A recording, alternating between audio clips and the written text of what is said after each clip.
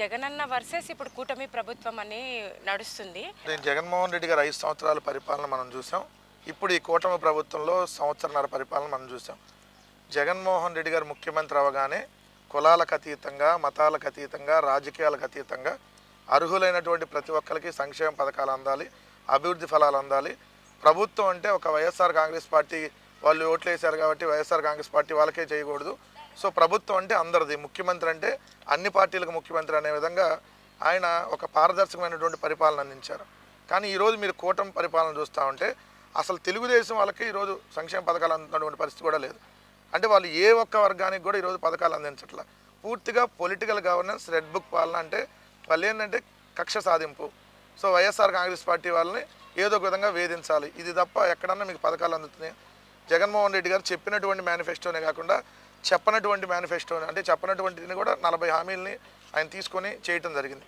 కానీ వీళ్ళు ఇస్తానన్నటువంటి పథకాల్లో వీళ్ళు ఏం చెప్పారు? జగన్మోహన్ రెడ్డి గారు అందిస్తున్నటువంటి ప్రతి ఒక్క పథకాన్ని కొనసాగిస్తూ దాంతోపాటు సూపర్ 6 మళ్ళీ ఇంకో 143 హామీలు ఇచ్చారు. మీకు సూపర్ 6 అనేది ఎక్కడ ఇంప్లిమెంట్ చేశారు ఒకసారి చెప్పమనంటే 18 నెలలు అయింది. 18 నెలలు అంటే చాలా ఎక్కువ పీరియడ్.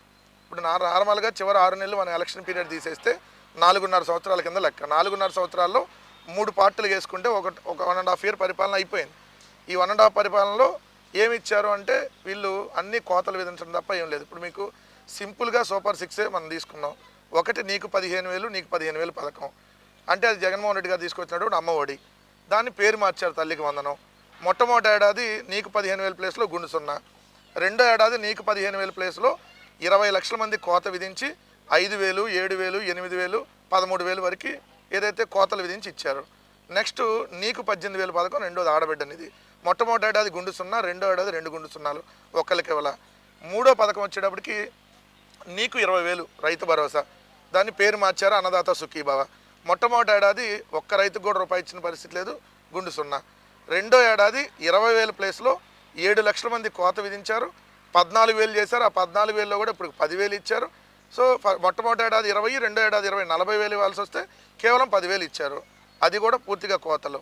నెంబర్ 4 నీకు 36,000 పథకం. అంటే నిరుద్యోగ వృత్తి నెలకి 3,000 కింద. మొట్టమొదటి ఏడాది సున్నా, రెండో ఏడాది 2 గుండు సున్నాలు. ఒక్కళ్ళకు కూడా నిరుద్యోగ వృత్తి ఇచ్చింది లేదు. నెంబర్ 5 నీకు 3 ఉచిత సిలిండర్లు. మొట్టమొదటి ఏడాది ఒకటే సిలిండర్ ఇచ్చారు, అది కూడా 1,55,00,000 మందికి ఇవ్వాల్సి వస్తే 70-80 లక్షల మందికి ఇచ్చారు. రెండో ఏడాది కూడా సేమ్ 70-80 లక్షల మందికి. అంటే సగం మందికి 3 సిలిండర్ల కోత. 4వ పదం ఉచిత బస్సు ప్రయాణం. 6వ పథకం సూపర్ 6లో ఉచిత బస్సు ప్రయాణం. ఏమన్నాడు? నేనే డ్రైవర్ని, ఎక్కడికి కావాలంటే ఎక్కడ, ఏ గుడికి కావాలని వెళ్ళొచ్చని చంద్రబాబు నాయుడు గారు చెప్పారు. ఇప్పుడు మీకు తిరుపతి నుంచి తిరుమల వెళ్తానికి ఉచిత బస్సు లేదు, ఎందుకంటే ఎక్కువ తిరుమలే కదా వెళ్ళేది. అట్లానే ఒకే జిల్లాలో ఈ బోర్డర్ నుంచి ఆ బోర్డర్కి వెళ్ళడానికి ఉచిత బస్సు లేదు, జిల్లాలోనే ఉచిత బస్సు ప్రయాణం లేదు, ఇంక రాష్ట్రం అంతా ఎక్కడ ఉంది? సో ఇలా సూపర్ 6 అని మోసం చేశాడు. దీంతోపాటు అనేక హామీలు ఇచ్చినవన్నీ ఏదైతే తొంగలోకి దొక్కి అప్పులు. ఆయన ఏమన్నాడు? అప్పులు లేకుండా నేను ఏదైతే సంపద సృష్టిస్తానో సంపద సృష్టించి మీ అందరికి ఇస్తా అన్నాడు. 18 నెలలు ఆయన సృష్టించిన సంపద ఏంటి? సున్నా. కానీ 18 నెలలు ఆయన చేసిన అప్పు ఎంత? 2,61,000 కోట్లు అప్పు చేశాడు. అంటే గంటకు 20 కోట్లు అప్పు చేస్తూ ఉన్నారు చంద్రబాబు నాయుడు గారు కూటమి ప్రభుత్వం. సో అప్పుడున్న పరిపాలనలో 60 నెలల్లో జగన్మోహన్ రెడ్డి గారు 3,30,000 కోట్లు అప్పు చేస్తే ఇప్పుడు చంద్రబాబు నాయుడు గారు 18 నెలల్లో 2,61,000 కోట్లు అప్పు చేశాడు. అప్పుడు కోవిడ్ ఉంది, 30,000 కోవిడ్కే ఖర్చు పెట్టినటువంటి పరిస్థితి, 30,000 కోట్లు. సో అప్పుడు 2 సంవత్సరాలు ఆర్థికంగా పూర్తిగా ఇబ్బందులు వచ్చిన దేశం, ప్రపంచం అంతా జగన్మోహన్ రెడ్డి గారు మంచి పరిపాలన అందించాడు.